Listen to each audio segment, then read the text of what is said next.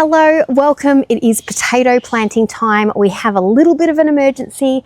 I went and checked these blue potatoes the other day and they are getting soft. So I started to panic. I've gone and bought some grow bags. We're going to go through the ones that I've bought just so that we can see the different varieties and why I've bought them. And we are going to get all of these potted up to their specifications and recommendations for the type of potatoes they are. Did you know there are actually two different types of potatoes, indeterminates and determinants? Have you heard that with tomatoes before, perhaps? Well, it is exactly the same with potatoes. We have the two varieties and they need to be treated differently. So I've seen some people say, hill your potatoes, hill your potatoes. Yes, absolutely. Hill the indeterminate potatoes, but your determinants don't need to be hilled. You can, but it's really not gonna make a difference. So therefore, the different grow bags that I have purchased are for the different varieties and their different needs while growing. I'm going to be using today a mix of Vasili's compost, cocoa pith, and maybe some of his planting mix. I did buy just 3 generic all-purpose potting mixes, not the greatest, but because I was going to be mixing it all together, I thought at least then I can fill these grow bags, because I want to do a little bit of an experiment also where I'm going to put the whole potato in versus cutting the potato. A few weeks ago, I put the red Sabaco and the pink eyes out to start chitting themselves. See what I did there? And they have come along really well. So they are now ready to go. So I want to try the 2 different methods and see if that changes production at all. We're actually in my front yard because last year I felt that the potatoes didn't get enough light, and this front corner of our front yard gets sunshine pretty much all day. So I'm going to put the grow bags around the onion planter that I have, and hopefully that works well this time round, and we should get a little bit of better production, but you just never know, do you? Before we actually start getting these guys planted, I got a delivery yesterday which I have to open because it's still in its box and it's travelled all the way from North Queensland. So for starters, the poor plant's going to get an absolute shock to the system being in the Melbourne environment from gorgeous, warm North Queensland. But I also need to get it out of the box just so that we can start stretching its legs and acclimatizing. So I actually purchased 2 of these. There's a variegated variety. I think this is not the variegated variety. That sun's gonna come out and be a little bit annoying. It says open this end because I'm assuming we will slide it out. And apparently this is already fruiting. So this has come from a company called Heaven on Earth Fruit Trees, again, up in North Queensland, which is a very warm, tropical environment compared to us here down in the south, which is Melbourne. Very important to read the instructions, it says. We'll do that after we've planted all of our potatoes. Well, there's no fruit on it at the moment, which I thought it may just have had, but that's okay. I'll have to check what time of the year they do fruit because it might be in the summer months. But this is an elderberry, so we can have some elderberry flour syrup and cordial and tea and all those things, and elderberries for cooking with also. So as I said, I've got a variegated variety coming as well. I'm thinking I'm going to put this guy somewhere here next to my feijoa, and yeah, excited to have that as part of the collection. But let's get on to getting the mix done for these potatoes. Now I keep forgetting to mention that I actually have a coupon where you can use that and get $10 off your purchase of any products from Vasili's, and I will also get $10 off. And you can see I buy a lot of stuff, so that would be amazing. So I'm gonna link that into the description. And if you want to use it, that would be great. I would be ever so appreciative because there's always things that I need to buy and I'm always running out of. But I bought this as a 3-pack mix for $30, which was incredibly good value for premium compost, cocoa pith, and also the planting mix. And I needed an extra planting mix for when we go to do the tomatoes in the 4 beds at the back. I needed an extra bag. So this was a really cost-effective way for me to be able to get 1 extra bag, but also get some extra goodies also. I've got the cocoa pith because that is good for water retention. And I found last year with the potatoes is that they were very dry. Now I did stop watering them obviously for being able to harvest, but I think that this might be just a little bit helpful to aerate the mix and to make it a little bit easier for the potatoes to be able to expand and grow, because we got those tiny little ones last time, and I think that we just need a bit of a fluffier, lighter mix. The compost, because they're heavy feeders, and then obviously the all-purpose mix, which is just the cheap $3 one from Bunnings, just to basically be like a filler, because obviously there's a lot of bags that we have to fill with 5 different varieties that we're planting.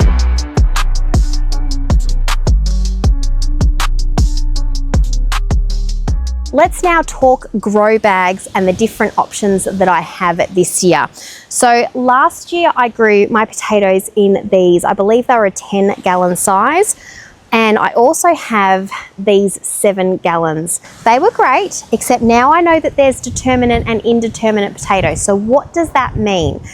Well, your determinate potatoes, very similar to your determinate tomatoes, the plant grows to a certain size, but all of the potatoes are produced in one layer just under the surface of the soil.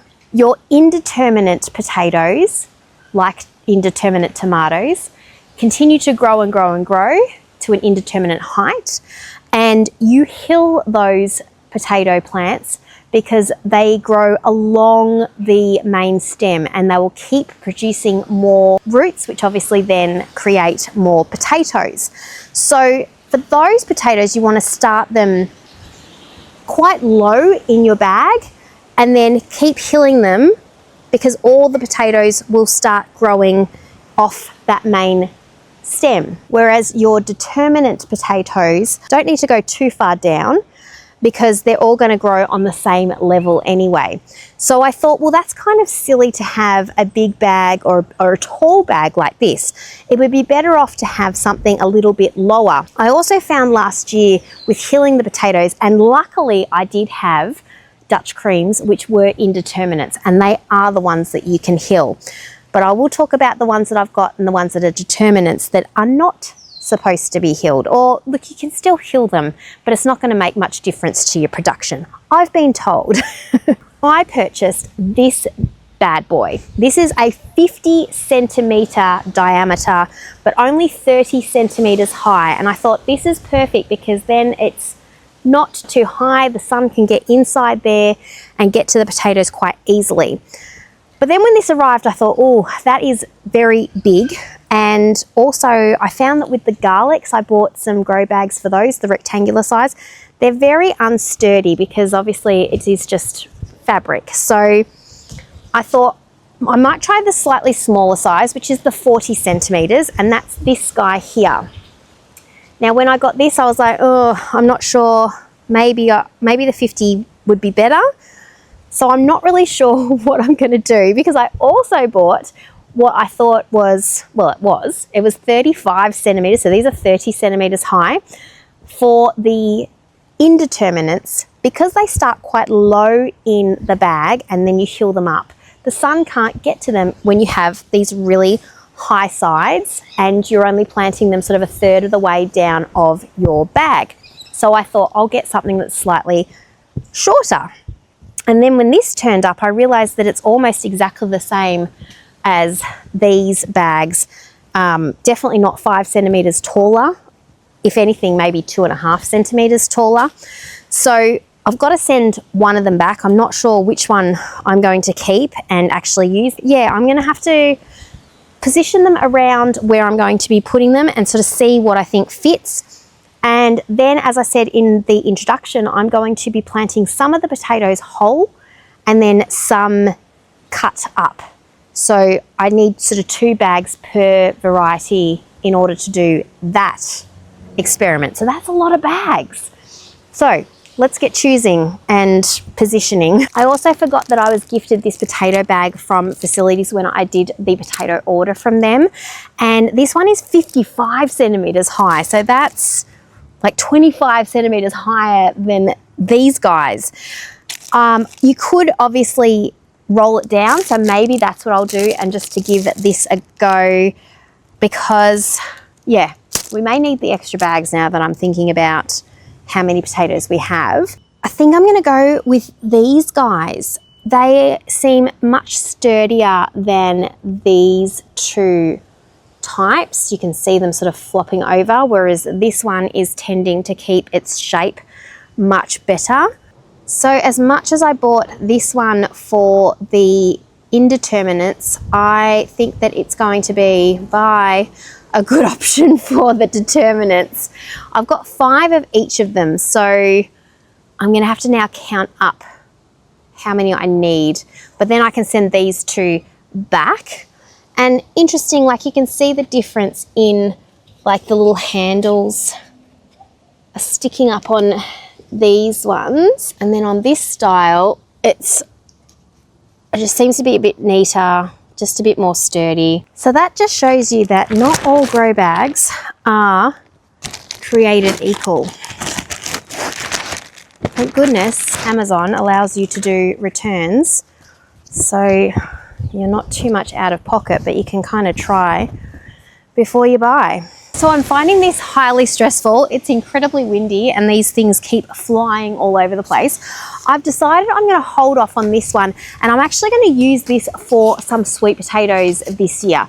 I saw Rachel from Bush Edge Homesteading. She had a really successful crop of sweet potatoes in a bag very similar to this, which I think had chicken feed or something for the animals. She just repurposed one of those bags, and this is a very similar fabric to that.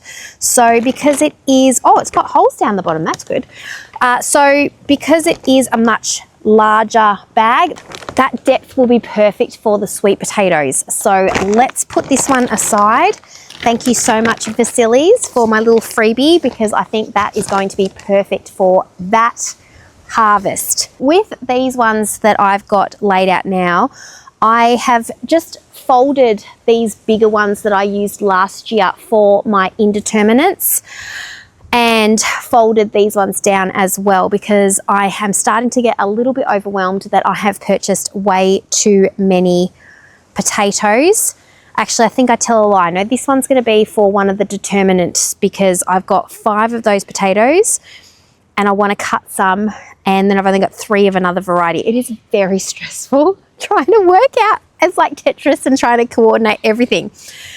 So I think we just start getting some of the soil in here. Then we can start placing some of the potatoes, seeing what fits, seeing what doesn't. Before I start though, let's just quickly talk about the varieties that I have that are determinants and indeterminates. So I have 2 determinate varieties and I have 3 indeterminate varieties. So my determinants are my red Otways and the pink eyes, and my indeterminates are the Dutch creams, which I grew last year, the Sabacos, and also the Royal Blues. So those 3 varieties we can hill. We can start quite low in the bag and then increase the soil on top of them as they start to sprout and get leaves, and then encourage those further roots with obviously further production of potatoes coming off the main stem.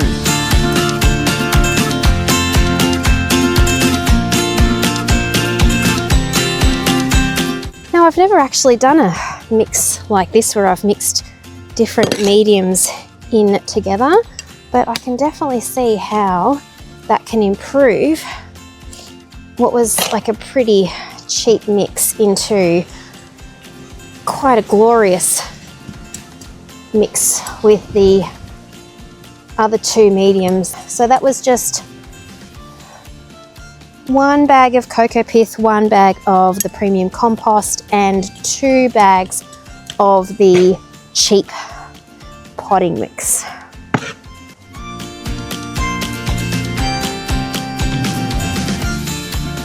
So this is where we're at. They're about 1/3 filled, and then we can just hill them up as they get bigger.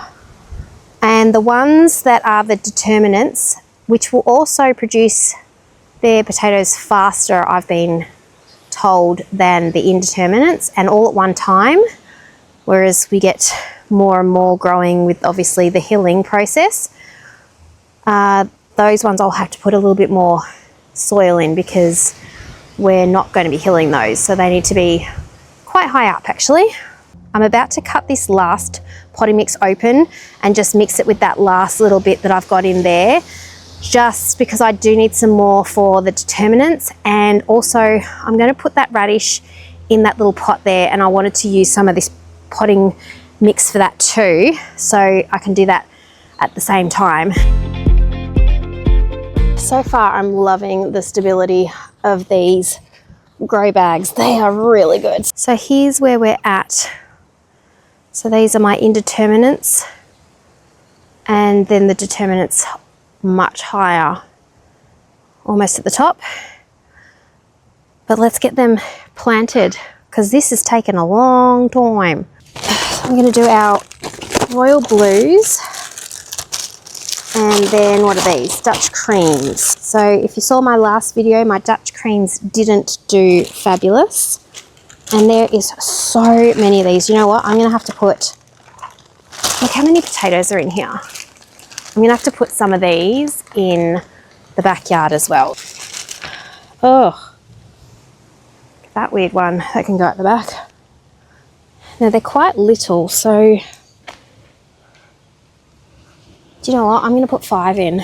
I know I probably should put 4 or even 3, but go big or go home, hey? Which one should we do out of these two? The one with multiple or the one, do the multi? These are much bigger. All right, I might just put 4 in that one because they are substantially bigger. This one will be for, oh, look at these guys. Wowee. These are the sabacos. I might just do 3 of those because then I can put, oh, can I put, no, you know what, I'll do 4 because it's not going to fit that, is it? And then my determinants. So I have this massive big boy. Might put him in here. Actually, I'll put the 2 bigger ones in there, and then will I? Oh no, actually, you know what? I might not be able to do my experiment for that one. I might have to do it with this one. We're going to move on to the experimental ones, which is a technique that Michelle from More Than Farmers swears by, where her mother taught her that you always have at least 3 eyes. We're just going to cut this down here, but that's 3 eyes on each half there, and we will plant those. And they were the pink eyes, which is a Tasmanian breed. And then we'll do the same thing with this, which is the Sabaco. I think, can I? Oh no, that doesn't have 3 eyes on it. These guys have 3 eyes? No, none of them do. So what we'll do is we'll get, this big guy's got 2 separate ones. So we'll just cut that down the center, and that can be our experiment one. And then this is the Dutch cream, and this has multiple eyes going all over the place. So I'll just make sure that there's at least 3. 1, 2, and 3. And then there's 1, 2, 3, 4, 5, 6 on this one. I've run out of my mix, so what I'm going to do is I'm going to put some of the Vasili's planting mix just to top these so that they're covered, and then we can water them in. But I did want to show you a little trick that I thought was absolutely brilliant. Can't remember where I saw it, but I'll go get it.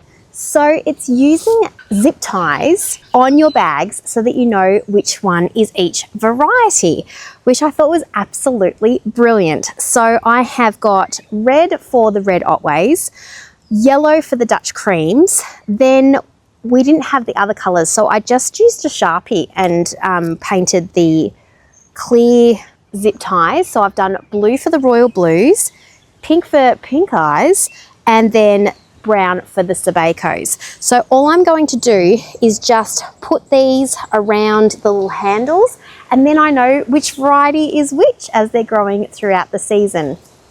Amazing.